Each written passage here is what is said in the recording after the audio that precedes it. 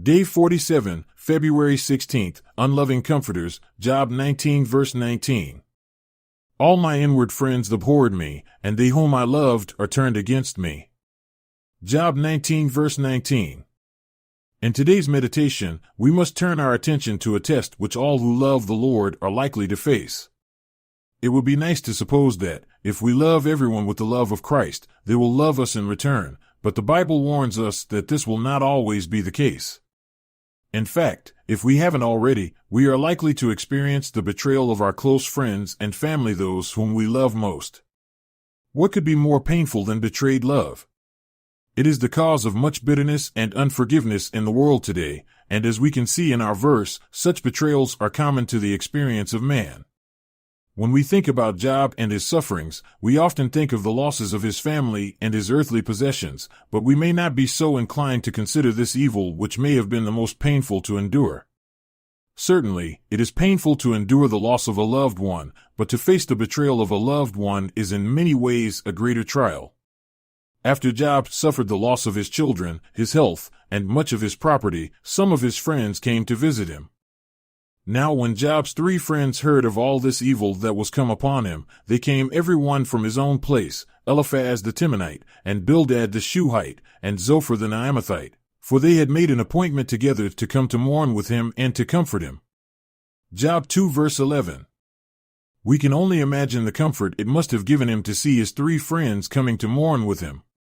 He had lost nearly everything, but at least his friends were there to stand by his side. At this point, Job, being covered in sores, was in such a miserable condition that all of them sat for 7 days before even saying a word. Then, Job began to pour out his misery before his friends. Let the day perish wherein I was born, and the night in which it was said, there is a man-child conceived. Let that day be darkness, let not God regard it from above, neither let the light shine upon it. Let darkness and the shadow of death stain it, let a cloud dwell upon it, let the blackness of the day terrify it. As for that night, let darkness seize upon it, let it not be joined unto the days of the year, let it not come into the number of the months. Lo, let that night be solitary, let no joyful voice come therein. Let them curse it that curse the day, who are ready to raise up their mourning. Let the stars of the twilight thereof be dark, let it look for light, but have none, neither let it see the dawning of the day, because it shut not up the doors of my mother's womb, nor hid sorrow from mine eyes. Why died I not from the womb? Why did I not give up the ghost when I came out of the belly? Job 3 verses 3 to 11. It is hard for us to appreciate the depth of the sorrows which Job was then enduring, but we cannot help but feel compassion on him for his misery. Throughout the book, we can often see that Job was greatly confused about all that had befallen him, for he knew that he walked in obedience to God. The Bible says that Job was perfect and upright, and one that feared God, and eschewed evil. Job 1 verse 1, Job's friend Eliphaz even gave witness to Job's character, saying, Thou hast instructed many, and thou hast strengthened the weak hands. Thy words have upholden him that was falling, and thou hast strengthened the feeble knees. Job 4 verses 3 to 4. It is shocking then, to see that his own friends did not offer him compassion during his trial.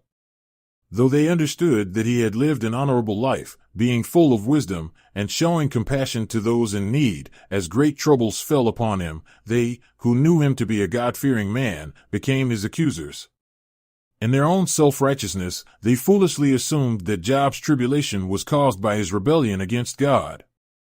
They were sure that such terrible evils could never come upon a truly righteous man. These erroneous notions are summarized in the words of Bildad, who said, If thou wert pure and upright, surely now he would awake for thee, and make the habitation of thy righteousness prosperous. Job 8 verse 6, Job defended his integrity, and then responded to these accusations by appealing to God, Thou knowest that I am not wicked, Job 10 verse 7. But this only seems to have enraged his friends more, for, shortly after this, Zophar reviled Job, saying, Thou hast said, My doctrine is pure, and I am clean in thine eyes. But oh that God would speak, and open his lips against thee, Job 11 verses 4 to 5. Job's friends may have supposed that their growing anger was a form of righteous indignation against Job's sinfulness, but in reality, it was their pride and their refusal to accept that a righteous man could suffer so miserably. Consider that, if they were to accept Job's defense and acknowledge him as righteous, they would be forced to acknowledge that similar things might befall them. This struck a deep chord in them, and evidently, they preferred to adamantly accuse their own friend of wickedness before even considering the possibility. How sad to see that men who ought to have been Job's comfort only served as enemies to him. Even in spite of his friend's relentless attacks, Job stood his ground. Shortly after Zophar spoke, Job once again affirmed his righteousness, saying, "Behold now, I have ordered my cause, I know that I shall be justified." Job 13 verse 18. Now, it might appear at first that Job was speaking in self-righteousness, but we soon find that this is not the case, for, speaking to God, he says, "My transgression is sealed up in a bag, and thou sewest up mine iniquity." Job 14 verse 17. Job was not denying his sinfulness, but understood by faith that his past sins had all been put away by God. His continual assertions of his righteousness were not his pride, but his trust in his Savior. Furthermore, the 31st chapter reveals that Job's conscience was clean, and that he had indeed been living in righteousness. Eliphaz then rebuked him even more sharply, saying, "Thou castest off fear, and restrainest prayer before God. For thy mouth uttereth thine iniquity, and thou choosest the tongue of the crafty. Thine own mouth condemneth thee, and not I, yea, thine own lips testify against thee." Job 15 verses 4-6. At one point, Eliphaz became so enraged at Job that he began to make accusations which contradicted the good which he had previously spoken. "Is not thy wickedness great? And thine iniquities infinite? For thou hast taken a pledge from thy brother for naught, and stripped the naked of their clothing. Thou hast not given water to the weary to drink, and thou hast withholden bread from the hungry." Job 22 verses 5-7. Elihu, another one of Job's friends, who had remained silent for most of the time, also spoke harsh words against Job. "Job hath spoken without knowledge, and his words were without wisdom. My desire is that Job may be tried unto the end because of his answers for wicked men. For he addeth rebellion unto his sin, he clappeth his hands among us, and multiplieth his words against God." Job 34 verses 35-37. While Job endured the repeated attacks of those who betrayed him, he could only plead with them to show him some mercy. There are multiple occasions throughout the dialogue where Job expresses the pain of enduring their contempt. "Miserable comforters are ye all. Shall vain words have an end? Or what emboldeneth thee that thou answerest? I also could speak as ye do. If your soul were in my soul's stead, I could heap up words against you, and shake mine head at you. But I would strengthen you with my mouth, and the moving of my lips should assuage your grief." Job 16 verses 2-5. "How long will ye vex my soul, and break me in pieces with words?" Job 19 verse 2. Have pity upon me, O ye my friends, for the hand of God hath touched me. Why do ye persecute me as God, and are not satisfied with my flesh?" Job 19 verses 21-22. In addition to all of Job's troubles, his own friends betrayed him, pouring evil accusations upon him in the time when he needed them most. They ought to have showed him mercy, but they criticized him. They ought to have loved him, but they hated him. They ought to have encouraged him, but they battered him with their harsh words. At one point, Job even said, "To him that is afflicted pity should be shewed from his friend." Job 6 verse 14. Though Job had to endure all of these losses and the betrayal of his own friends, he was at last restored, and, lest we have any doubt as to whether the accusations of Job's friends held any weight, God makes it very clear. "And it was so, that after the Lord had spoken these words unto Job, the Lord said to Eliphaz the Temanite, My wrath is kindled against thee, and against thy two friends, for ye have not spoken of me the thing that is right, as my servant Job hath." Job 42 verse 7. As our verse shows us, these were Job's inward friends. Job 19 verse 19, his very closest friends whom he loved, yet now they abhorred him in his time of misery.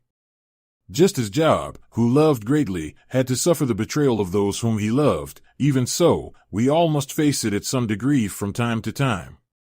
What are we to do in the face of such betrayals? Should we become angry or bitter? Should we attempt to get revenge or speak evil of those we had loved? Certainly not, for we have been called to follow the example of Christ, who was also betrayed. Before his crucifixion, Jesus himself prophesied of the betrayal which would befall him. Behold, we go up to Jerusalem, and the Son of Man shall be betrayed unto the chief priests and unto the scribes, and they shall condemn him to death, and shall deliver him to the Gentiles to mock, and to scourge, and to crucify him, and the third day he shall rise again. Matthew 20 verses 18 to 19. Jesus was not just betrayed by anyone, but by one of his own chosen disciples, Judas. After 3 years of investing into the life of Judas, Jesus was betrayed by him. They had preached together in the streets, fellowshipped with each other, served in ministry together, and suffered the mockery of those who hated Jesus, and yet, after all this, Judas betrayed Jesus with a kiss, Luke 22 verse 48. This is the most heinous betrayal of the ages, the Son of God being sold to the wicked for 30 shekels by a man who had been his own companion, and this happened exactly as it was prophesied long before.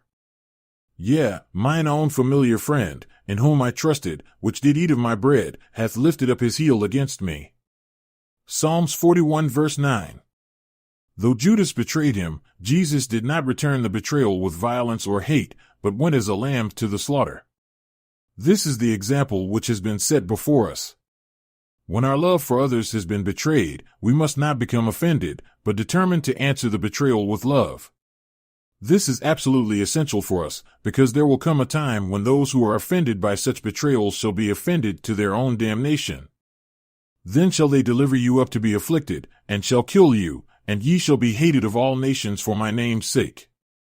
And then shall many be offended, and shall betray one another, and shall hate one another, and because iniquity shall abound, the love of many shall wax cold. But he that shall endure unto the end, the same shall be saved. Matthew 24 verses 9 to 13. Notice that when the betrayals begin, many will begin to hate one another. They will not forgive and show love to their persecutors, but instead, they will become offended and despise them. There is little doubt that when Jesus spoke these words, he was describing a time when Christians would be betrayed for the sake of their faith. Suppose ye that I am come to give peace on earth? I tell you, nay, but rather division, for from henceforth there shall be 5 in one house divided, 3 against 2, and 2 against 3. The father shall be divided against the son, and the son against the father, the mother against the daughter, and the daughter against the mother-in-law against her daughter-in-law, and the daughter-in-law against her mother-in-law. Luke 12 verses 51 to 53. It is easy for us to love those who treat us well, but if we only love those who love us, we can make no claim of having the love of God, for only those who love their enemies demonstrate that the love of God dwells in them. We must remember that love for God is keeping His commandments, and therefore, if we refuse to love those who betray us, and thus rebel against His command to love our enemies, Matthew 5 verse 44, then we have betrayed His love in the same way that our loved ones have betrayed ours. Therefore, these betrayals will be a test to our love for God. May we carefully consider these things and abide in His love, that it may flow through us to all men.